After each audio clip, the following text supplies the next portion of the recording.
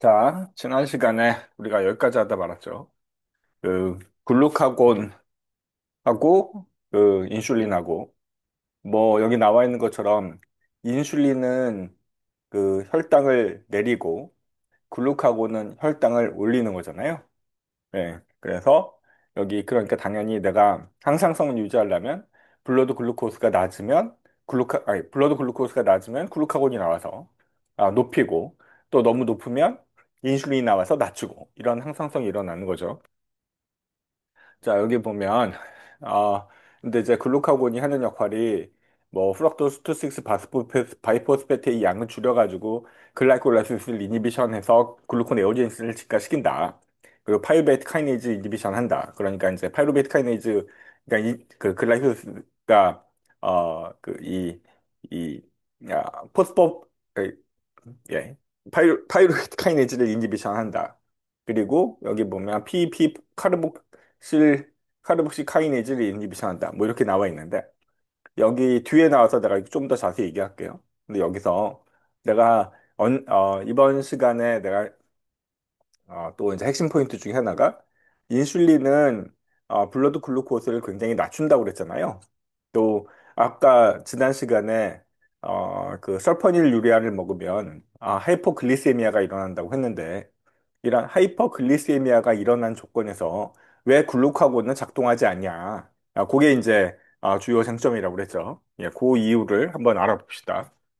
자, 그럼 여기 이제 그림이 복잡한데 이 패스팅은 빨간색을 쫓아가면 되고요. 피딩은 녹색을 쫓아가면 돼요. 자, 여기서 내가 일단 밥을 왕창 먹었다고 칠게요. 그러면 밥을 먹으면 인슐린이 나올 거고, 인슐린이 나와서 뭐 피아스리 카이네이즈 액티베이션 시키고 등등등등 해서 얘가 이 엔자임이 나 지난 시간에 얘기한 것처럼 엔자임이 두 가지의 멀티 기능을 하고 있는 엔자임이 있다고 그랬어요. 얘는 카이네이즈이면서 포스파테이즈예요. 얘가 그, 이, 요 녹색으로 FBP, 포스파테이즈의 액티비티를 증가시키게 된다. 그러니까 인슐린을, 피딩을 해서 인슐린이 나오면 요 녹색을 쫓아가라고 그랬죠. 그러면 얘 때문에 F26 바이포스페이트 양이 많아지고 이 많아진 바이포스페이트는 요, 프럭토스 카이네이즈를 액티베이션 시키기 때문에 프럭토스 6 포스페트에서 파이루베이트가 되고 이게 글라이콜라이시스가 되는 거다. 예. 녹색을 쫓아가시면 돼요. 그러면 이제 패스팅이 되면 굶으면 글루카곤이 튀어나오고 글루카곤이 얘는 이제 GPCR이니까 인슐린 리셉터는 리셉터 타이로신 카이네이즈이고요. 글루카곤 리셉터는 GPCR이에요. GPCR이니까 사이클릭 AMP 액티베이션 되고 PK 액티베이션 되면 이 PKA는 카이네이즈이죠. 예. 카이네이즈니까 얘의 포스폴레이션을 유도할 거라고요. 포스폴레이션을 유도하면 여기서 요 녀석 액티비티는 줄어들고 PFK2 카이네이즈 액티비티가 증가하고 F6-BP의 양이 감소하고 얘가 카이네이즈가 아닌 포스파테이스의 활성을 높여가지고 이 파이루베트에서 F6 포스페테이트로 바꿔주게 된다. 그러면 이제 글루콘 에오제스가 되는 거죠. 네, 그래서 인슐린을 먹었을 때 일어나는 리셉터 타이로신 카이네이즈에 의해서 포스파테이즈가 액티베이션이 되면 이 녀석이 포스폴린이 떼져서 요 포스파테이즈 액티비티가 증가하고 반대로 패스팅이 되면 글루카곤이 나와서 얘는 GPCR이니까 사이클릭 AMP PK를 통해서 얘의 포스폴레이션을 유도하기 때문에 얘 카이네이즈 액티비티가 증가하게 된다. 이렇게 생각해 주세요. 이거 좀 복잡하죠, 그죠? 이거는 뭐 내가 뭐 외우라고 하겠습니까? 뭐 그냥 그런가 보다. 네. 근데 여기 보면 여기에서 요이기 F6 프럭토스 26 바이포스페테이트 F26BP 얘가 프럭토스 16 바이포스페테이트 이니비터이기 때문에 알로스렉 이니비터이기 때문에 이니비터이고 또 포스포 프럭토카이네이즈의 액티베이터라고 되어 있네요. 자, 그러면 인슐린이 나오면 얘는 인슐린에 의해서 포스파테이즈의 활성이 증가한다고 그랬어요. 그러니까 여기에 포스파테이스 액티비티가 증가할 테니 포스폴레이션이 떼지는 거죠. 예, 그러면 카이네이즈가 액티베이션이 되는 거고, 그리고 글루카곤은 얘의 그 사이클리 AMP 액티비티를 갖고 있으니 여기서 포스폴레이션이 돼서 포스폴레이션이 되면 바이포스페테이트 액티비티가 증가하게 되는 거다. 예, 이렇게 생각을 해주세요. 자, 그래서 이제 글루카곤이 이런 역할을 하는 거다. 그런 거보다. 자, 그래서 뭐 다시 똑같은 얘기예요. 인슐린은 프로테인 포스파테이즈를 액티베이션 시키고 글루카곤이랑 에프네프린은 GPCR이니까 PKA를 액티베이션 시키게 된다. 그래서 그 인슐린은 내가 지난 시간에 GSK3를 이니비션 하기 때문에 뭐 글라이코겐 신테세이즈에 이렇게 얘기하면 너무 어렵겠구나. 자, 인슐린은 글라이코겐 신테세이즈의 액티비티를 이니비션 하고 있는 녀석을 이니비션 하기 때문에 잠시 동안 글라이코겐 신테세이즈가 활성이 된다고 그랬어요. 그리고 얘는 글루카곤은 pKa를 액티베이션 시켜서 얘의 그 글루카곤 신테세이즈의 이니비션을 유도한다. 네, 그렇게 생각을 할게요. 뭐 이건 모두 다 그냥 그 상식적으로 그 글루코스 원포스페이트 글라이코겐에서 글루코스 원포스페이트가 되면 혈당이 많아지는 거고 반대로 글루코스 원포스페이트에서 글라이코겐 되면 혈당이 줄어드는 거잖아요. 그러니까 이제 인슐린의 방향이랑 글루카곤의 방향이 어떻게 된다라는 거는 충분히 이해가 될 거라고 생각해요. 이걸 뭐 드립다 외운다고 이게 외워지겠습니까? 자, 그리고 여기 보면 글루카곤은 이렇게 얘기할 게 더 쉽겠다. 에프네프린은 에너지가 많이 필요할 때, 피 안에 혈당이 많이 높을 때 나오는 녀석이고요. 그러면 간에서 미친 듯이, 이 혈당을, 높여주겠죠. 이걸 근육에서 써야 되니까. 그리고 글루카곤은 배고플 때, 우리가 혈당이 너무 낮을 때, 그때는, 그때 튀어나와가지고 간에서 저장되어 있는 글라이코겐에서 글루코스를 왕창 만들어내게 한다든지, 또는 패티시들이나 아니면 아미노산 이용해서 그, 글루코네오제네시스를 한다든지, 뭐, 케톤 바디를 만든다든지, 이럴 때 이제 중요한 역할을 하는 거죠. 자, 글루카곤이나 에프네프린이나 동일하게 혈당을 높이긴 하지만, 필요한 경우가 다르다. 이게 왜 중요한지 뒤에 한 번 더 나와요. 그래서 근데 둘 다 GPCR이고 모두 다 사이클 AMP를 액티베이션 시킨다. 그러면 당연히 얘들은 그 TAG 트라이아실 글라이세롤 저장된 트라이아실 글라이세롤에서 에너지를 만들어내야 될 테니 뭐 당연히 뭐 그 요 리피드의 모빌라이제이션이 일어나게 된다. 그래서 얘네들을 그 패티애시드에서 ATP를 만들어낼 때 도와주는 게 이건 당연한 일이잖아요. 자, 그래서 굶을 때 우리가 에너지가 많이 필요할 때는 글루코스는 퓨얼 리서비어로 작용을 한다. 왜냐하면 리버에 글라이코겐이 엄청나게 많고 또 이 아디포 티슈에 저장되어 있는 트라이에실 글라이세롤을 갖다 놓고 에너지원으로 쓰인다. 그리고 티슈 프로테인으로 그 아미노산 프로테인이 아미노산을 또 만들어서 또 글루코네오제네시스를 하니까 티슈 프로테인도 풀 리서비어로 쓰겠죠. 그래서 내가 이 미친 듯이 운동을 하면 뭐 운동으로 해가지고 에너지를 쓴다면 머슬에 있는 글라이코겐이랑 리버에 있는 글라이코겐을 미친 듯이 갖다 쓸 거고 또 그러면서 아디포스 티슈를 써먹겠죠. 근데 이제 내가 굶으면 풀 리서비어가 뭐 티슈 프로테인도 되고 뭐 TH도 되고 글라이코겐도 되니까 운동에서 살 빼는 거랑 굶어서 살 빼는 거랑 프로테인 로스 수준이 다를 거라고요. 자, 그래서 머슬은 에너지원으로도 사용이 된다. 그래서 리버에서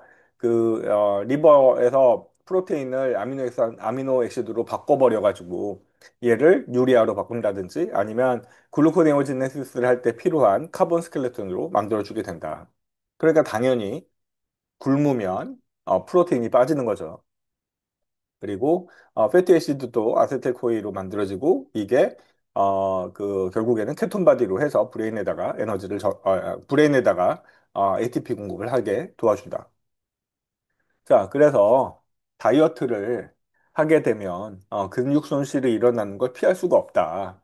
그래서 요게 위고비나 마운자로가 굉장히 좋은 약이긴 하지만 이게 뭐야 근육 로스가 되게 심하기 때문에 내가 그거를 특히 노인들 같이 운동 많이 안 하는 경우에 또는 근육력 감소가 굉장히 치명적인 사람들한테는 위고비 마운자를 해서 리피드를 떨어뜨리는 것뿐만 아니라 근육 로스가 빈번하게 일어나는 건 굉장히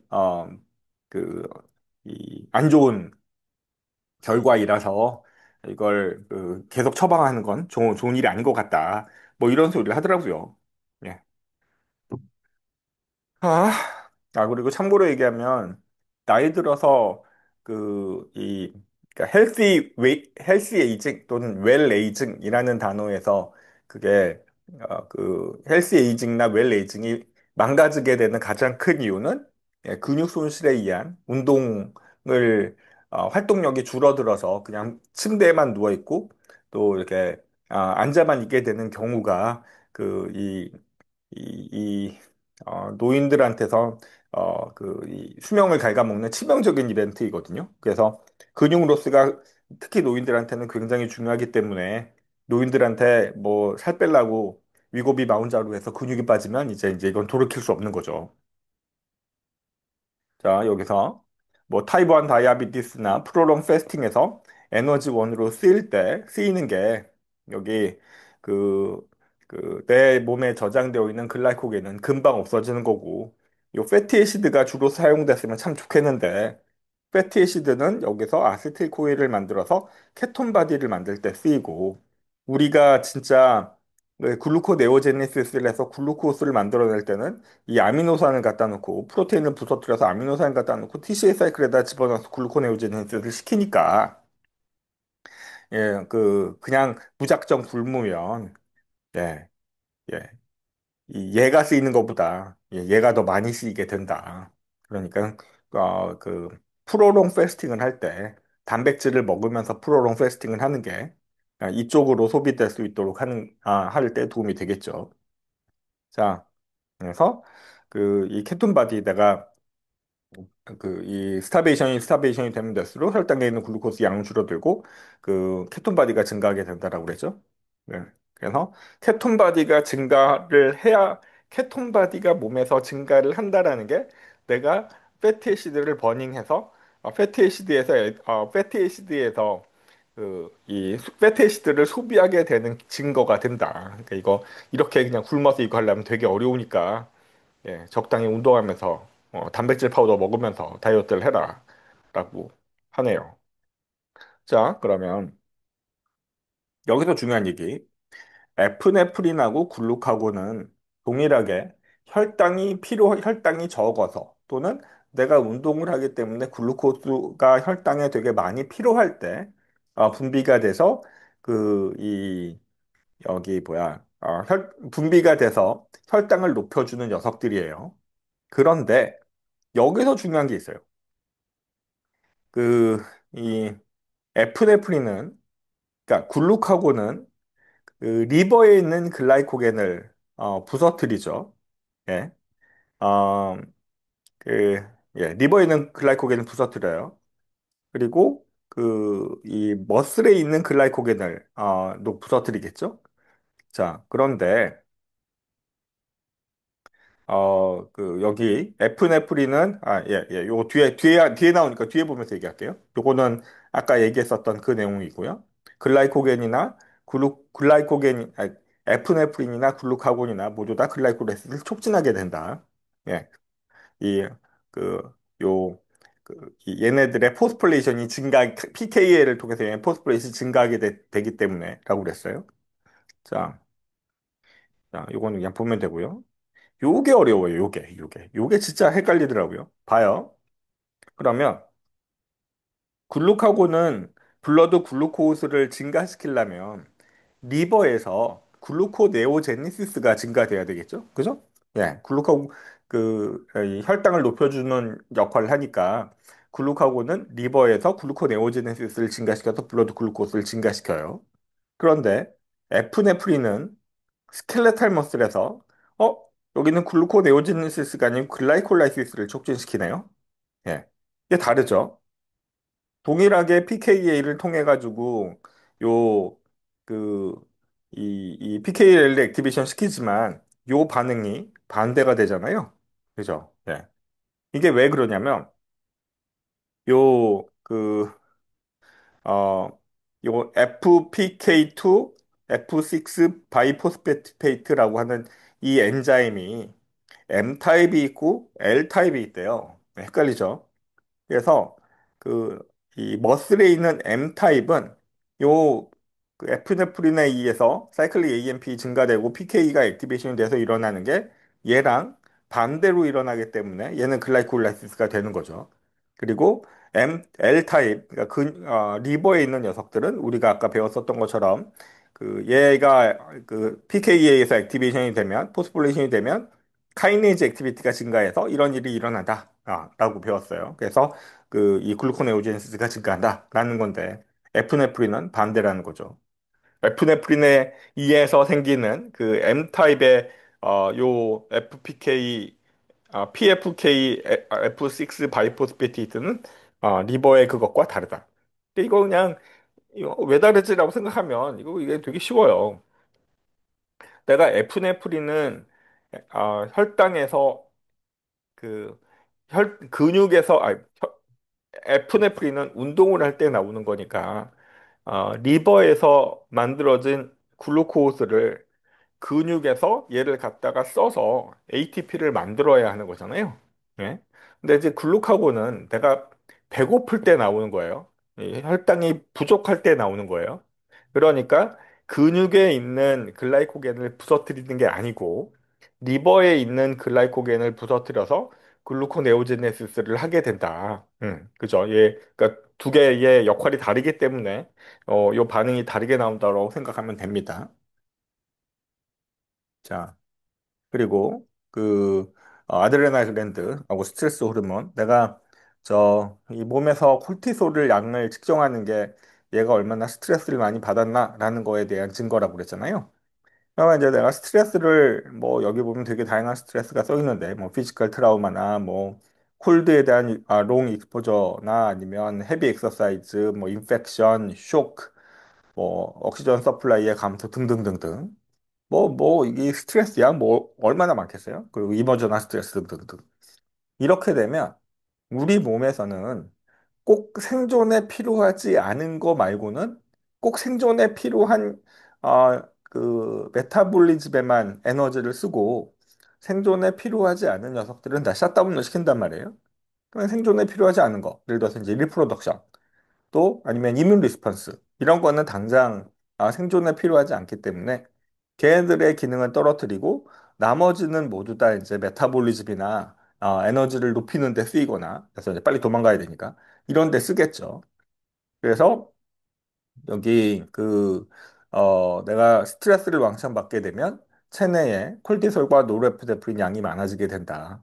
그래서 에너지 프로덕션이 일단 위기 상황을 극복해야 되니까 에너지 프로덕션이 증가하고 하트 레이트 증가하고 블러드 프레셔 증가하게 되고 브리팅 레이트 증가하고 여러 가지 메타볼릭 프로세스, 다이제션, 리프로덕션, 그로스, 이뮤니티와 같은 이런 프로세스를 감소시키게 된다. 음. 그리고 요거는 어, 내가 스트레스를 받았다라는 거는 브레인에서 인지를 하는 거니까 하이퍼살라머스, 피튜이치 글랜드 그리고 아드레날 콜텍스 이렇게 연결된다고 그랬어요. 그래서 내가 이 콜티솔은 퍼미시브 액션이라는 얘기도 했습니다. 그 아드레너지 액티비션에 대한 퍼미시브 액션이다. 이 말이 무슨 말이냐면 콜티솔 자체로 그러니까 교감신경 활성을 증가시키지는 못하지만 콜티솔과 아드레날 액티비션이 동시에 일어나게 될 땐 콜티솔에서 프로테인의 트랜슬레이션이 일어나기 때문에 그 에피네프린과 같은 이런 교감신경 흥분을 훨씬 더 크게 받아줄 수밖에 없다. 라는 거죠. 그리고 엔타 인플라메토리 엔타 이뮨 펑션이라는 거는 여기 나와 있던 것처럼 이뮤니티의 기능이 떨어지게 될 수밖에 없나 봐요. 당장 에너지를 만들어내는 게 더 중요하다 보니까. 그래서 여러 가지 이뮨 리스폰스를 떨어뜨리게 되는 걸 우리가 그, 그, 스테로이드 호르몬 그래가지고 뭐 항염증 작용이 되게 탁월한 약으로 이제 써먹는 거죠.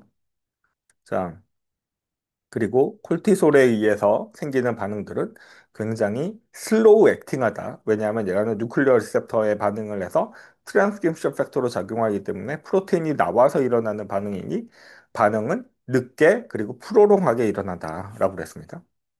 자, 퍼미시브 액션 요 얘기했어요. 그래서 대부분의 뉴클리어 리셉터에 의해서 일어나는 반응들은 퍼미시브 액션을 유도할 수 있어요. 예.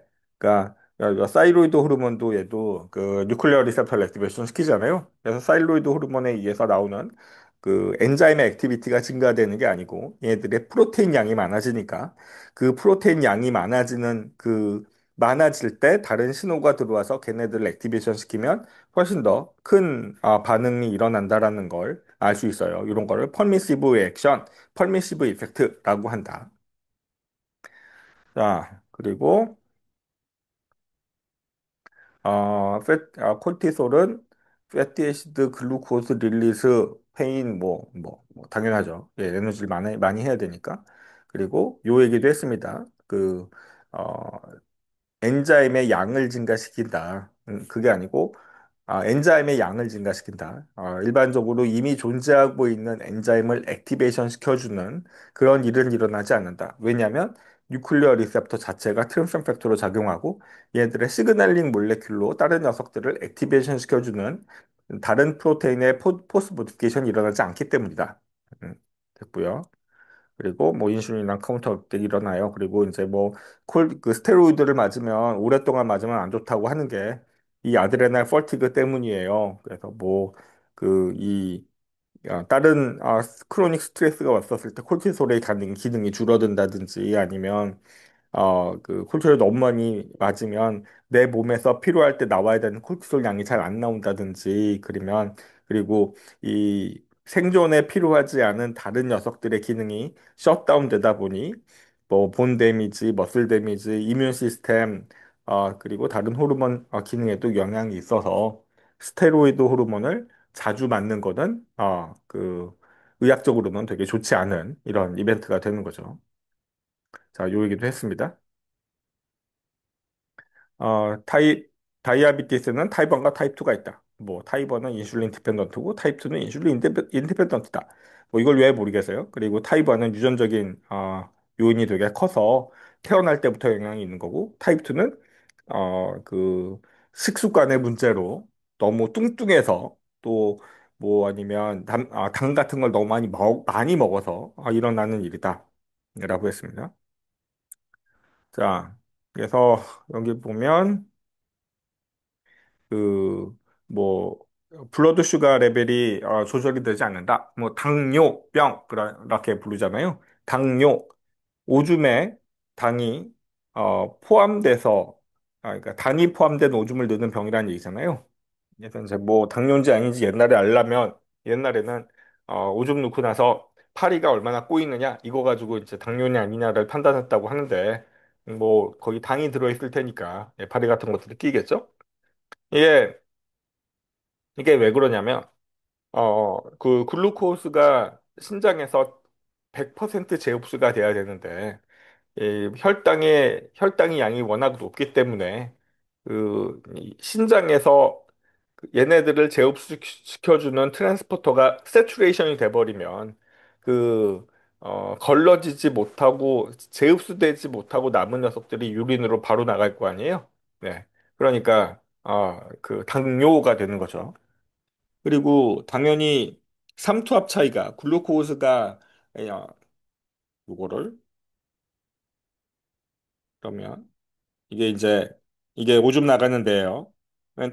글루코스가 다시 이렇게 재흡수가 돼야 되는데 얘가 너무 여기 있는 트랜스포터가 너무 세츄레이션 돼서 못 들어가면 재흡수가 안 되면 글루코스가 여기 많겠죠. 여기가 많아질 거예요. 그러면 글루코스가 많아지면 이쪽에 삼투압이 높아질 테니까 물은 또 다시 이쪽으로 들어갈 거 아니에요? 예. 그러면 이쪽에 유린의 양이 많아질 수밖에 없죠. 그래서 익세시브 유리네이션이 되고 유린의 양이 많아지게 되면 당연히 내 몸에서는 수분의 농도가 줄어들 테니까 수분이 줄어들 테니까 극심한 그 갈증을 느끼게 되는 거죠. 그죠?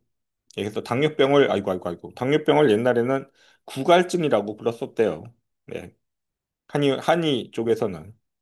자, 그리고 그래서 글루코 유리아가 일어난다. 예.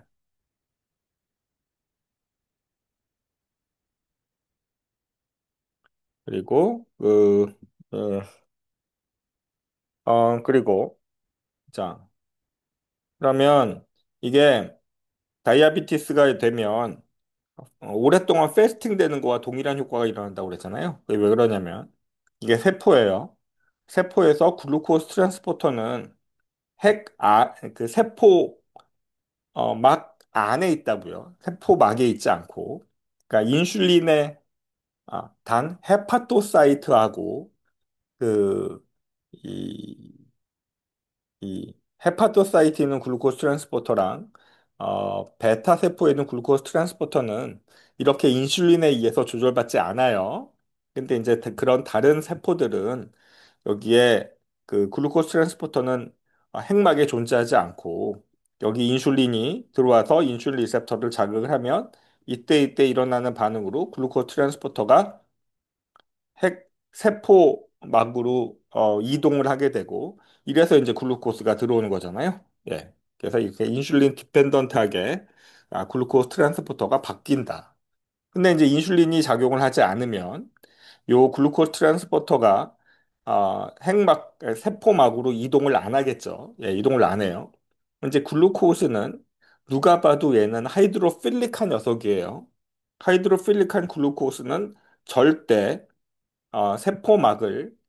세포막에 확산되지 않는단 말이에요. 그러니까 글루코스 트랜스포터가 꼭 필요한데 이게 플라즈마 멤브레인에 나오지 않으니까 당연히 글루코스 업테이크는 안 일어나고 세포는 거기서 글루코스를 해서 글라이콜 속에서 ATP를 만들어야 되는데 그게 못 일어나니 세포는 이제 굶는 꼴이 되는 거죠.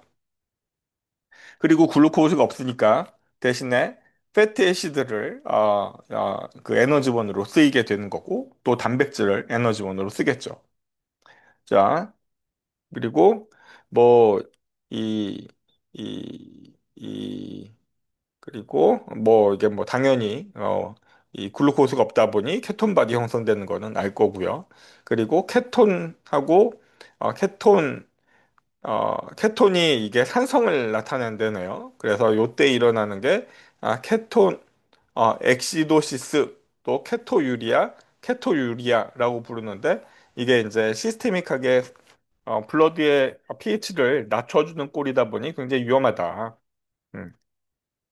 그리고 뭐 여기 나와 있네요. 그리고 이제 뭐 이렇게 너무 많이 브렉다운 되면 뭐 아세톤이 나오는데 이게 이제 브레스에서 이상한 냄새를 나타나게 된다. 이게 나도 이 냄새를 내 스스로 맡아본 적 있다고 그랬죠.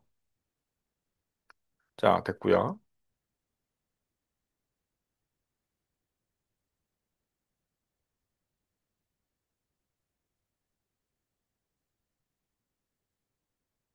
자, 그리고 어, 뭐 그런가 보다. 예, 그런가 보다. 그런가 보다. 그리고 이 혈 중에 혈 혈당이 높으면 혈당은 말초에 있는 엔도셀리알 셀, 그러니까 모세혈관을 만드는 엔도셀리알 셀에 그 치명적인 영향을 주거든요. 그러면 말초에 있는 모세혈관들은 주변에 이 블러드 내에 둥둥둥둥 떠댕기는 엔도셀리알 셀들이 이렇게 모여가지고 모세혈관을 만드는데 블러드 글루코스가 너무 많아지면 이 블러드에 떠돌아다니는 엔도셀리알 셀들이 치명적으로 영향을 받는데요. 그러면 말초에 있는 모세혈관이 잘 안 만들어질 거잖아요. 그래서 말초 부분에 특히 손가락 발가락 부분에 이런 시비어한 이스케믹한 데미지가 일어나게 된다. 그래서 이런 그 족부 괴혈증이라고 하잖아요.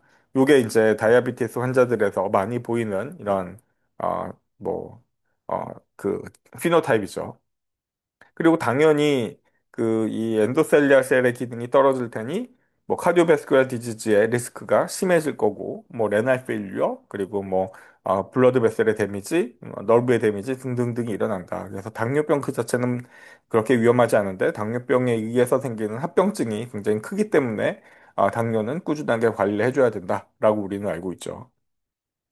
자, 그리고 뭐, 아디포 티슈를 가지고 아디포카인이라고 얘기해요. 뭐, 머슬도 마이오카인이라고 얘기해요. 그래서, 뭐, 이, 아디포 티슈도 이렇게 엔도크라인 올간이라고 불러주세요. 뭐, 이런 소리 나오죠. 그래서, 내가 얼마나 많이 먹었다라는 걸 나타내주는 이런 호르몬들을 만들어낸다. 특히 여기서 렙틴이 중요한데, 요건 한 번 더 나올 겁니다. 자, 요게 이제 중요한 그림이에요. 이것도 내가 시험 문제 항상 내는 중, 기말고사 때 항상 내는 문제이거든요. 자, 렙틴이라고 하는 녀석은 어페타이트 서프레선터래요. 그래서 렙틴이 그 아까 아디포 티슈에서 나온다고 그랬죠? 아디포 티슈에서 렙틴이 튀어나오면 얘가 브레인에 가서 하이포살라머스에 가서 렙틴 리셉터랑 자극을 하고 렙틴 리셉터에 의해서 뭐 나오는 반응이 뭐 MC4R 자극해가지고 뭐 그 이렇게 그만 먹어야지라는 생각을 준다고 그랬잖아요. 근데 여기 보면 그, 이 오비 마이스, 예, 여기에 대문자 오비는 그 와일드 타입이고요. 오비는 얘는 그 뮤턴트라고 생각하면 됩니다. 그러면 그 오비시티에서 얻어진 이 명칭이겠죠? 이게 이렇게 돌연변이를 만들어 놓고 이런 랜덤하게 이거 무슨 유전자가 돌연변이 됐는지는 모르지만 돌연변이 만들어 놓고 이런 피노타입이 나온 다음에 얘가 무슨 유전자 찾아봤더니 그게 렙틴이다. 뭐 이런 식으로 진행이 된 거예요. 그래서 오비는 ADP, 렙틴을 인코딩하는 프로테인을 나타내는 유전자이다. 그리고 오비오비는 얘는 이제 이, 이 도미넌트 리세시브한 이런 그러니까 호모자이거스하게 돌연변이가 있는 녀석을 소문자 오비오비 한 거잖아요.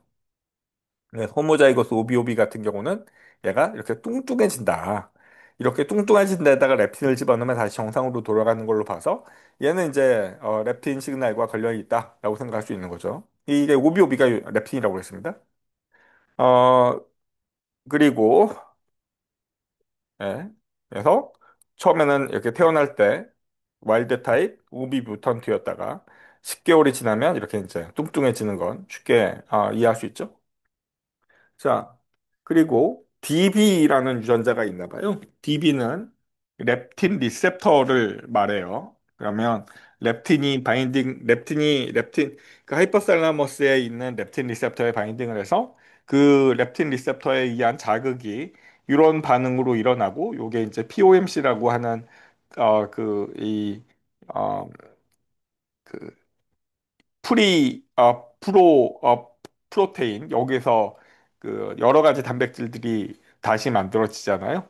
이 중에 하나가 MSH 뭐 알파 베타 얘가 MC4R을 자극해서 이렇게 이제 그만 먹어야지라는 신호를 준다고 하는데 이 렙틴이 안 만들어지거나 또는 렙틴 리셉터가 문제가 있으면 아무리 먹어도 이런 반응은 일어나지 않을 테니 뚱뚱해질 거야. 예, 이건 쉽게 알 수 있어요. 그래서 그 DBDB 여기 이제 헤테로자이고스 마이스만 해도 이렇게 뚱뚱해진다. 예. 그리고 이게 끊임없는 이팅 비헤이비어를 갖게 된다. 자, 이제부터 이제 좀 더 어려워지는데 그 파라바이오시스라는 실험이 있거든요. 이 파라바이오시스라는 실험은 뭐냐면 이 쥐와 이 쥐의 혈관을 공유시켜 버리는 거예요. 그러면 여기서 나오는 이 쥐에서 나오는 혈관에서 나오는 단백질들이 이 쥐한테 영향을 받고 이 쥐에 나오는 혈액에 있는 단백질들이 이 쥐에 영향을 주는 거잖아요. 예, 그래서 요거를 파라바이오시스라고 하는데 이때 어떨 때 많이 써먹냐면 이렇게 나이 든 쥐랑 젊은 쥐를 같이 붙여놓는 걸 그 헤테로크로닉 파라바이오시스라고 하거든요. 그러니까 시간이 다른 시간에 갖고 있는 녀석들을 혈관을 공유시켰다라는 얘기잖아요. 그래서 요걸 에이징 연구하는 사람들이 되게 좋아해요, 이런 모델을. 그래서 얘는 늙은 마우스와 젊은 마이스를 이렇게 혈관을 공유시켜 버리면 늙은 마이스에서 나오는 어떤 특정한 그 혈관에 있는 물질들이 젊은 마이스한테 가게 돼서 이 젊은 마이스의 피노타입을 늙게 만든다. 그리고 반대로 그 이 늙은 마이스는 젊은 마이스에서 나오는 여러 가지 그 솔루블 팩터들 그 블러드 내에 들어있는 솔루블 팩터들에 의해서 얘는 에이즈드 된 피노타입이 좀 줄어들 수 있다라는 게 이미 알려져 있거든요. 예. 그래서 에이징을 유도하는 물질들이나 젊음을 나타내는 단백질들이 이 혈액 안에 존재하는 거야. 뭐 이렇게 이제 주장을 많이들 합니다. 그래서 뭐 이거 가지고 뭐 젊은 사람의 피를 계속 수혈하네 마네 뭐 이런 소리가 있는데, 예, 그거는 뭐 이렇게 일시적으로 될 만한 문제는 아닌 것 같고요. 자, 그런데 이거와 동일하게 이거를 이게 정상 마이스랑 그 이 오비오비 마이스랑 같이 이렇게 파라바이오시스를 시키면 얘는 그 뚱뚱해졌던 게 이게 좀 정상처럼 돼져요. 예. 그런데 정상쥐랑 여기 DBDB 마이스를 같이 교배를 이렇게 파라바이오시스를 시키면 얘는 점점 점점 뚱뚱해지고 얘는 점점 점점 말라서 결국엔 굶어 죽어요. 이게 왜 그러냐? 예. 이걸 이해를 해야 돼요. 자, 왜 그러냐면 얘가 이렇게 오비오비면 얘는 렙틴이 안 나온다고 그랬잖아요. 근데 얘가 이제 열심히 먹으면 이 노말 마이스에서 렙틴이 나와서 얘한테 영향을 주겠죠. 그러니까 얘는 그 렙틴이 없지만 렙틴 리셉터에 렙틴이 요 정상주의에서 만들어져서 나왔기 때문에 그걸로 이제 그 푸드 인테이크를 줄일 수 있는데 얘는 렙틴 리셉터가 없잖아요. 렙틴 리셉터가 없으니까 얘는 미친 듯이 렙틴이 많아져도 얘는 끊임없이 먹을 거라고요. 근데 얘는 렙틴 리셉터가 있죠. 그러니까 여기서 왕창 만들어진 렙틴이 얘한테 영향을 주니 얘 렙틴 리셉터에 바인딩을 해서 얘는 많이 먹은 것처럼 생각이 돼서 밥을 안 먹겠죠. 그러니까 이제 굶어 죽는 거예요. 이런 일이 벌어져요. 요 조건에서 요때가 어떻게 되냐? 예. 그러면 이제 DBDB하고 와일드 타입, 또 DBDB하고 OBOB, 또 OBOB하고 와일드 타입하고 요거는 이제 방금 설명했으니까 이렇게 되면 어떻게 되게가 이제 내가 그 시험에 항상 내는 문제니까 이거는 꼼꼼하게 봐줬으면 좋겠습니다. 자, 그래서 이 내가 많이 먹었다라고 하면 아디포 티슈에서 렙틴이 튀어나오고 그 렙틴이 하이퍼살라머스를 자극해가지고 그만 먹어라라는 신호를 주게 된다. 네. 어, 그러면 뭐 렙틴을 이렇게 이 식욕 억제제로 쓰면 참 좋겠는데, 예, 이거를 사람들이 왜 개발을 안 했을까요? 예, 다 개발을 해봤는데 너무 뚱뚱한 사람들은 렙틴 리셉터에 망가지는 경우들이 많아가지고, 예, 렙틴을 써도 잘 안 듣는데요. 예, 반응성도 금방 톨러런스도 생기고, 예, 그래서 렙틴은 이렇게 한때 그, 그 지금 나와 있는 GLP-1 아고니스트처럼 굉장히 이제 프로미싱한 그 다이어트 약으로 개발될 뻔하다가 그 실패한 걸로 알고 있어요. 자, 그리고 여기 보면 별로 들어보지 못했었던 올렉시제닉, 또 에이노, AN, 올렉시오제닉이라고 나오잖아요. 그러니까 AN은 부정어죠. 그러니까 아니다라는 거잖아요. 그러니까 이 어페타이트를 못 느끼게 하는 거, 어페타이트 서프레성이고요. 올렉시제닉은 어페타이트 스티뮬레이팅 호르몬이에요. 그래서 뉴로펩타이드 Y는 그 어페타이트 스티뮬레이팅 호르몬이다. 그리고 이 멜라노사이트 스티뮬레이팅 호르몬, 그러니까 MC4R을 자극하는 녀석은 아, 어페타이트 서프레싱 호르몬이다. 그래서 뉴로펩타이드 Y 같은 녀석은 그 DBDB나 OBOB 마이스에서 증가되어 있다. 그리고 얘들의 양은 렙틴과 또는 인슐린에서 감소된다. 자, 그리고 얘는 POMC에 의해서 형성되는 단백질이다 보니 렙틴이 렙틴 리셉터에 자극하면 POMC 증가하고 이것 때문에 얘가 만들어져서 MC4R 액티베이션 되는 거죠. 자, 요 그림은 맨 처음에 보여줬었습니다. 이건 이제 쉽게 이해가 되죠? 그래서 요 녀석이 돌연변이가 일어나서 자극을 안 되면 그때는 뭐 방법이 없잖아요? 그러면 계속 뚱해지는 건데 얘가 만약에 돌연변이가 일어나거나 렙틴 리셉터가 망가지게 돼서 이 반응이 없게 되면 여기다가 이 자체를 그 MC4R 아고니스트를 만들어서 물론 이제 MC4R이 와일드 타입이었을 때 정상이었을 때 MC4R을 자극하는 아고니스트를 때려 먹으면 된다고 그랬습니다. 자, 아니면 MPY가 MC4R을 이니비션 하니까 얘의 이니비터 같은 거 만들면 되겠네요. 자, 요 셋 멜라노타이드는 알파 베타 MSH와 유사하게 생긴 펩티도 미메틱스 스몰 몰레큘이라고 했습니다. 그래서 MC4R을 직접적으로 자극할 수 있어서 예, 저 GLP-1이 안 나와도 POMC가 돌연변이가 일어나도 렙틴 리셉터에 돌연변이가 일어나도 렙틴이 망가져도 어페타이트 서프레션을 할 수 있다. 자, 그래서 요거는 한번 읽어보고요. 그리고 GLP 그가 이제 이것 때문에 글루카곤 라이크 리셉펩타이드 이것 때문에 난리가 나가지고 요새 이걸 엄청나게 많이 사람들이 먹잖아요. 많이 찌르잖아요. 예, 이거는 그 원래는 내가 이제 렙틴은 그 아디포 티슈에서 나오는 거고 그 글루카곤 라이크 펩타이드는 내가 왕창 먹으면 소장에 있는 특별한 세포에서 나오는데, 예. 근데 이제 인다지녀산 GLP-1이라는 녀석은, 근데 이제 이 녀석이 워낙 그잘 부서지는 펩타이드다 보니 그 이 주변에 있는 그 DPP4라고 하는 엔자임에서 부서져가지고 하프라이프가 뭐 4분인가 이런 거밖에 안 된대요. 그러니까 이제 이거를 실제적으로 이 아곤이 실제적으로 이 기능을 강화시켜서 쓰려면 이 DPP4라고 하는 엔자임에서 잘 부서지지 않은 형태의 GLP-1 아고니스트를 만들어서 혈액에다가 집어넣으면 이런 그 어페타이트를 서프레션 시켜주는 그런 기능을 나타낼 수 있다. 자, 그래서 지금 엔타이 오비서티 드럭으로 미친 듯이 많이 팔리고 또 얘를 보고 있으면 얘가 이제 그 펩타이드 구조인데 펩타이드에서 이렇게 뭔가 많이 바뀐 것처럼 보이잖아요. 얘 그 DPP4라고 하는 엔자임에서 잘려지는 부분을 갖다가 막아가지고 안 잘리게 만들고 그리고 여기에 이제 이렇게 패티시드를 길게 달아놓으면 얘들이 그 프로롱하게 알부민에서 스크리션하게 할 수 있거든요.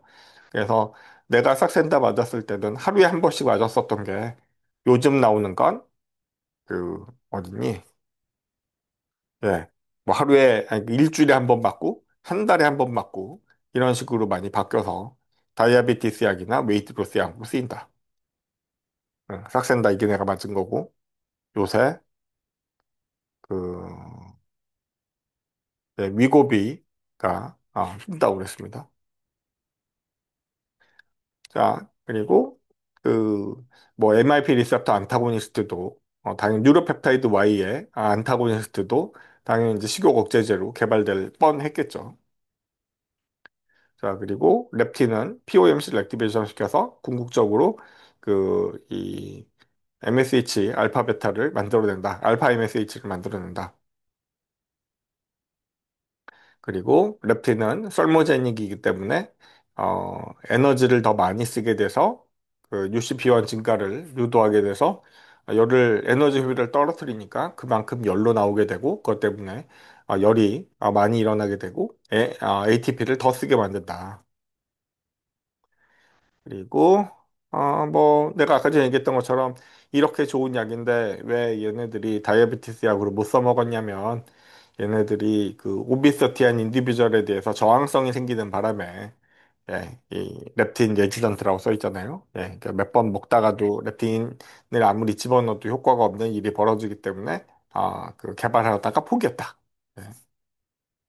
자, 그러면 내가 여기 보면 그 여기 아, 올렉시제닉, 그러니까 어페타이트 어, 를 증가시켜주는 녀석들이 인슐린 리셉터가 있다라고 하네요. 근데 이제 인슐린이 갖다 붙으면 그게 어페타이트 스티뮬레이팅 하는 뉴로펩타이드 Y를 릴리즈를 이니비션 한대요. 그리고 또 어페타이트 서프레싱 하는 알파 MSH를 증가시킨대요. 그러면 이 인슐린이 액티베이션 되는 조건, 인슐린이 나오는 조건, 즉 당이 많아지는 조건, 그러니까 내가 배불리 먹었을 때나 아니면 내가 미친 듯이 단 거를 먹게 되면 시국이 떨어지잖아요. 그리고 우리가 흔히 디저트라고 하는 거는 밥 먹고 맨 끝에 먹잖아요. 예, 그리고 그걸 주로 단 거를 먹죠. 그러니까 원래 디저트가 있었다는 거는 디저트의 원래 목적은 밥을 좀 조금만 먹고, 맨 끝에 단 걸 먹어서 그 식욕을 뚝 떨어뜨려서 적당히 먹게 하도록 만들어진 문화인데, 지금 우리나라는, 요즘 세대는, 어, 이, 밥을 또 실컷 먹고, 와장창 먹고 나서, 입가심을 한다고, 디저트를 꼭 먹어야 된다고, 거기에다가 아이스크림이나 이런 초코 케이크를 또 먹죠. 예. 원래는 적당히 먹으라고 만들어진 문화인데 그거를 우리는 왕창 먹고 단 거를 또 먹으니까 엄청나게 인슐린이 일어나오는 거를 이렇게 만족해하면서 하잖아요. 예, 원래 목적은 그게 아니었다. 예, 어페타이트를 서프레션 시켜주는 마지막 단계였는데 예, 그게 이제 변질된 거죠. 자, 그리고 뭐 아디포 티슈에서 뭐 아디포덱틴이라는 것도 나온대요. 뭐 그런가 보다. 자, 이게 좀 어려운데, 자, 요거 좀 자세히 할 걸 그랬네. 보면, AMPK라고 하는 어, 그 카이네이즈가 있거든요. 근데 AMPK는 우리 몸에 에너지가 적었을 때 증가가 돼요. 에너지가 많으면 얘네들 액티비티는 감소하게 돼요. 그러니까 AMPK는 내가 에너지가 적다라는 거를 느껴주는 신호 전달 단백질이다라고 생각하면 됩니다. 그러면 그걸 보고 나서 이렇게 그, 이, 이, 지금부터 하는 얘기를 해볼게요. 자, 그러면 내가 AMPK가 액티베이션이 되면 에너지가 적을 단계니까 어, 패티시드 신테시스는 증가할까요? 감소할까요? 페티시드의 신테시스는 아세틸코이에서 만들어지는 과정이잖아요. 그러면 아세틸코이에서 페티시드로 만들어지는 건 내가 에너지가 미친 듯이 많았을 때나 일어나는 건데, 내가 에너지가 적은 상황에서는 아세틸코이를 갖다 놓고 얘를 글루코네오지네스에 써야지 얘를 페티시드를 어떻게 만들겠어요? 그러니까 AMPK는 페티즈 엑시드 신테시스를 이니비션 할 수밖에 없겠죠. 왜냐하면 AMPK는 내가 에너지가 적었을 때 증가되는 녀석, 액티비티가 증가되는 녀석이라고 했으니까 그 면에 대해서 알고 이걸 이제 얘기를 해볼게요. 그래서 자, 그러면 글라이코겐이 많다라는 얘기는 뭐예요? 글라이코겐이 많다라는 건 내가 글루코스가 몸에 굉장히 많다라는 얘기죠. 그러면 글라이코겐이 많으면 에너지가 많다는 얘기니까 AMPK 액티비티는 감소할 거 아니에요? 그죠? 예, AMPK는 에너지가 없었을 때, 에너지가 부족할 때 증가되는 카이네즈라고 했으니까요. 예, 그러면 글라이코겐이 많으면 AMPK가 이니비션이 되고 AMPK가 이니비션이 되면 패티에스 신데시스도 감소하겠죠. 그죠? 예. 그래서 실제로 여기 보면 글라이코겐이 AMPK의 어떤 특정 바인딩 부분에 바인딩을 해서 AMPK 액티비티를 떨어뜨린다. 그래서 이제 글라이코겐이 이 AMPK를 이니비션 시켜주는 글라이코겐 센서처럼 작용을 한다. 뭐 이런 내용이에요. 이 논문은. 자, 그래서 AMPK는 에너지가 없었을 때 일어나는 거기 때문에 그, 어, 내가 ATP가 많다라는 건 내 몸에 에너지가 많다라는 얘기니까 ATP가 이니비션이 될 거고 ADP가 많다라는 건 에너지가 적다라는 얘기니까 또는 AMP가 많다라는 얘기는 에너지가 적다라는 얘기니까 AMPK 액티비티가 증가할 거고 네. 예, 쉽게 이해되죠? 그래서 그 결국에는 AMPK가 액티베이션이 되면 에너지를 사용하는 프로세서들, 그러니까 바이오신테시스나 트랜스포터나 머슬 컨트랙션이나 그로스 프로모션 같은 녀석들은 이니비션이 될 거고, 또 반대로 ATP를 프로덕션하는 글루코스의 옥시데이션이나 패티시드의 옥시데이션 같은 녀석들은 증가하겠죠. 그죠? 자, 그래서 다음과 같은 일들이 벌어진다. 뭐 여기 보면 아디포 티슈에서 아디포넥틴이 증가되고 아디포넥틴 때문에 그러니까 아디포 티슈가 줄어들 때 아디포 티슈가 줄어들었다는 거는 에너지가 적다는 적어졌다는 얘기니까 그때 아디포넥틴이 증가하고 AMPK가 액티베이션이 된다. 내가 운동을 한다는 건 에너지가 부족하다라는 거니까 더 많이 필요하다는 얘기니까 AMPK가 액티베이션이 된다. 그래서 다음과 같은 일들이 벌어진다. 네. 어, 요거는 이거는 어렵거든요. 예, 요건 얘기 안 할게요. 예, 넘어갈게요. 이거 어려워요. 이거 엠토리 얘기하면 이제 한도 끝도 없어요. 이것도 안 할래요. 자, 피파. 얘도 뉴클리어 리셉터이고요. 뭐, 퍼옥시오섬 프로모터 액티베이티드 리셉터라고 부르는데, 어느 누구도 이렇게 안 부르고 그냥 피파라고 불러요. 뉴클리어 리셉터 슈퍼 패밀리고, 당연히 이 자체로, 트랜스fer 팩터로 작용을 하겠죠. 그래서 뭐 여기 보면 뭐 레티노 엑시드 리셉터랑 바인딩을 한다든지 뭐 그래서 트랜스fer 팩터로 작용을 한다. 뭐 피파, 감마, 피파, 알파, 피파, 데타 등이 있다. 그래서 근데 이제 피파 녀석들이 모두 다 그 리버에서 메타볼리즘에 관여하는 녀석이기 때문에 요게 당뇨나 아니면 여러 가지 메타볼릭 디지즈에 굉장히 중요한 타겟으로 알려져 있나 봐요.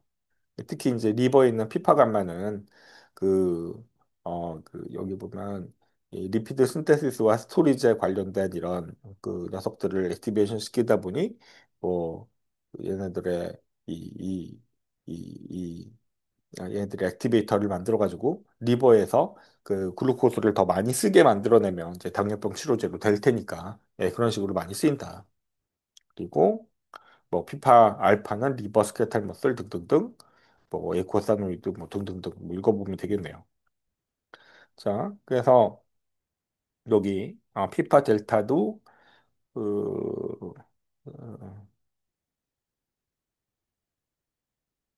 네. 여기 보면 여기 피파 감마가 항상 액티베이션이 되어 있으면 아무리 먹어도 쥐가 아무리 먹어도 뚱뚱해지지 않는데요. 예, 그래서 얘가 특히 DBDB 마이스, 렙틴의 리셉터가 없는 마이스에서도 그 오비시티를 감소시킬 수 있어서 그러면 이제 요거랑 인디펜던트하게 일어난다라는 얘기겠네요. 이게 이제 마이토콘드리아에서 에너지를 왕창 많이 쓰게 만드니까 예, 설머지네시스 일어나고 그만큼 에너지 효율이 줄어들 테니까 이렇게 이 팻버닝이 더 많이 일어나게 돼서 그 오비시티를 감소할 수 있는 거다. 자, 그래서 여기 보면 그 요런 약이 있었어요. 여기 로지 글리타존이라는 약이 있는데 예, 얘가 피파감마 액티베이터일 거예요. 그래서 그 AMPK 액티베이션 시키고 피파 감마 액티베이션 시키기 때문에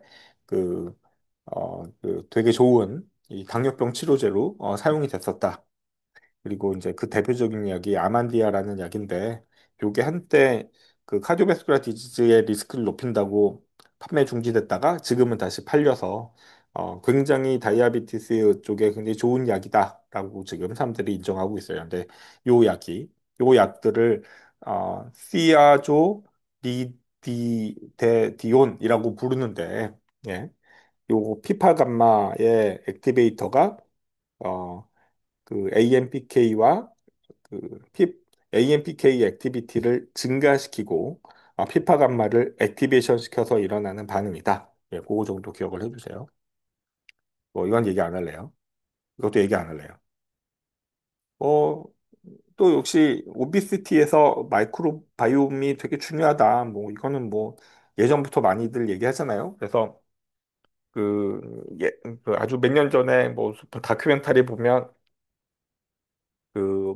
변 안에 있는 대장 안에 있는 어떤 특정 마이크로바이옴이 그 전체 메타볼리즘을 확 바꿔놓기 때문에 뭐 이게 이제 제 뭐 다 일곱 번째 올간이다 뭐 이런 소리도 하고 뭐 이런 소리도 하는데 예.